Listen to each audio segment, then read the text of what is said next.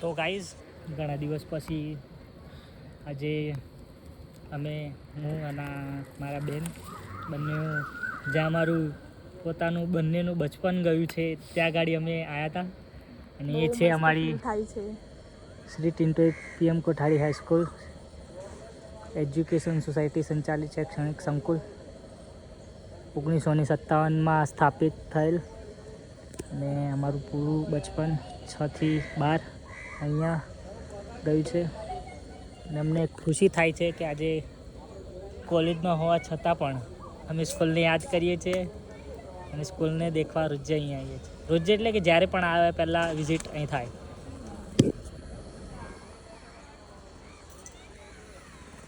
હે ને? મળીએ બીજા વ્લોગમાં જલ્દી. ટાટા સી સુન સબા ખેર. મળીએ બીજા એક વ્લોગ. બાય.